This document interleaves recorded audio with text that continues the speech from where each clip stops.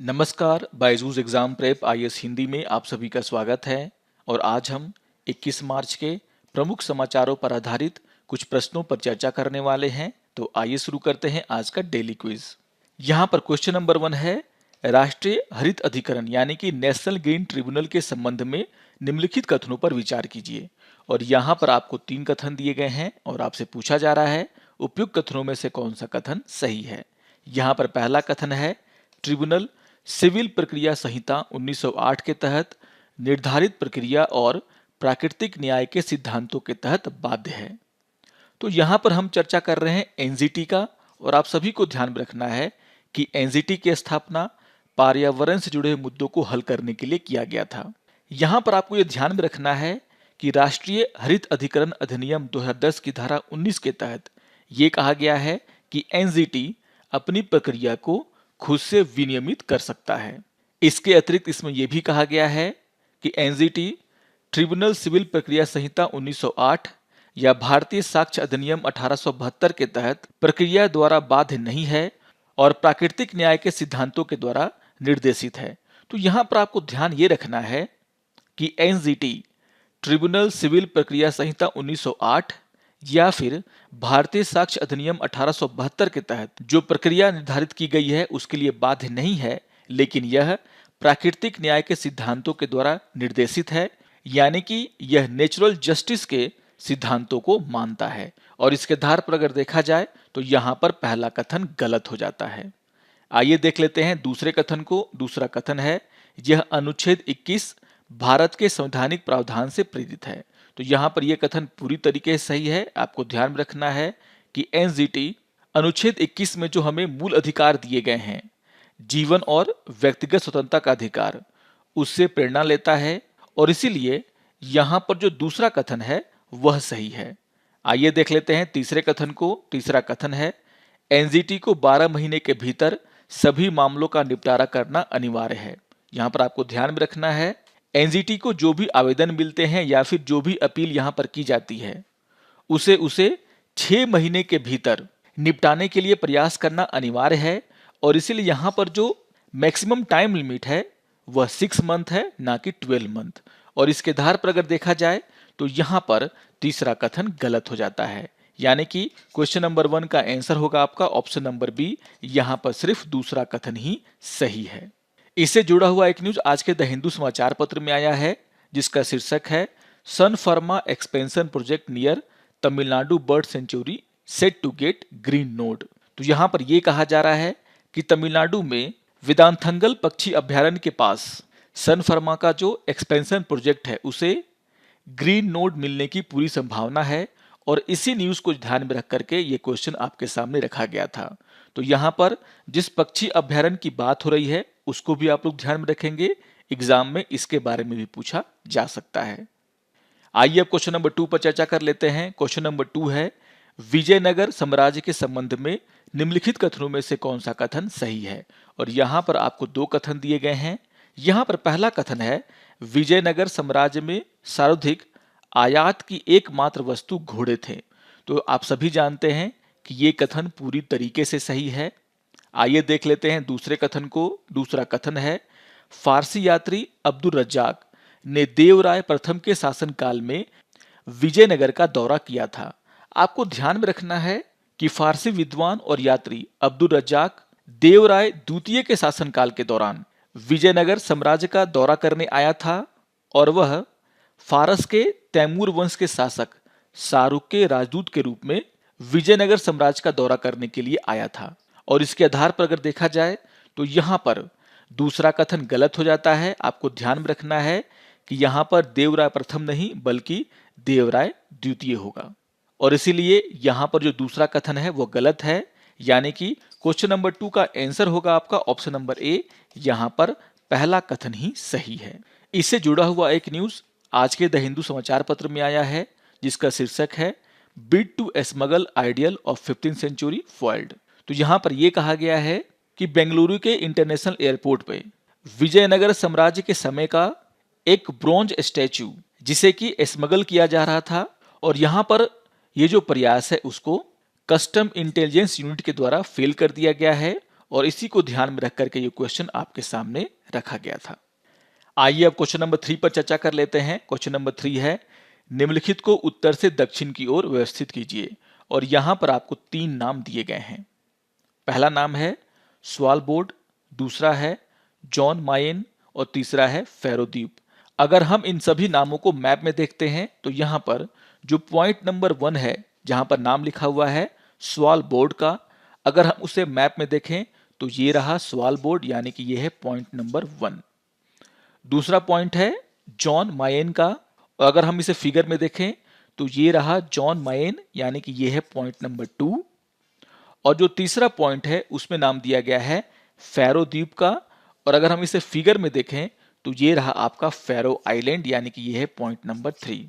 और अगर हम इसे उत्तर से दक्षिण की ओर सजाते हैं तो यहाँ पर सबसे पहले आएगा पॉइंट नंबर 1, फिर 2 और फिर 3, यानी कि इसके आधार पर अगर देखा जाए तो यहाँ पर क्वेश्चन नंबर 3 का आंसर होगा आपका ऑप्शन नंबर ए, यानी कि पहला, दूसरा और तीसरा।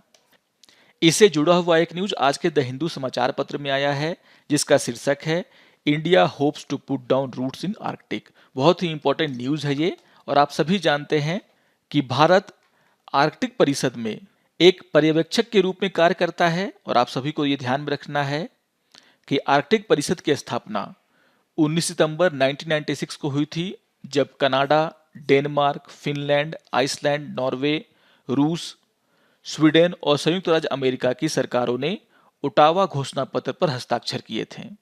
इससे पहले इन देशों के द्वारा आर्कटिक पर्यावरण संरक्षण रणनीति, जो कि 1991 में बनाया गया था और जो आर्कटिक पर्यावरण के संरक्षण पर एक घोषणा थी, उसके बाद किया गया था।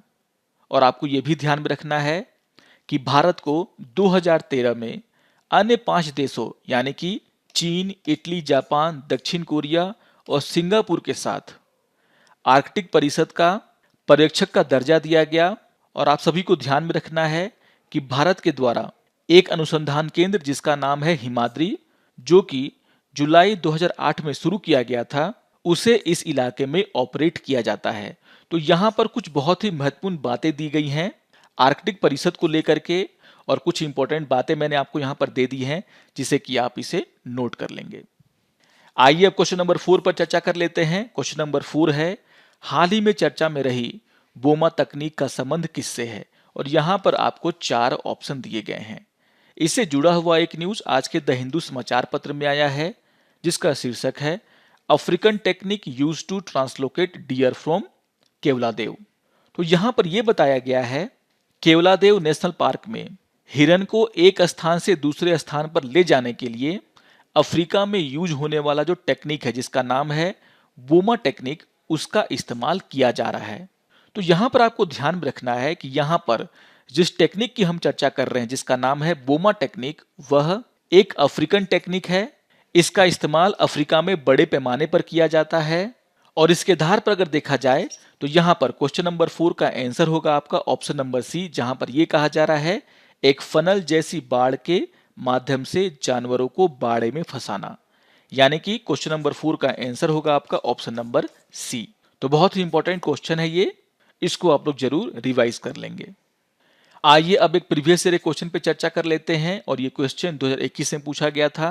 क्वेश्चन नंबर 5 है, आंध्र प्रदेश के मदनपल्ले के संदर्भ में निम्नलिखित कथनों में से कौन सा कथन सही है?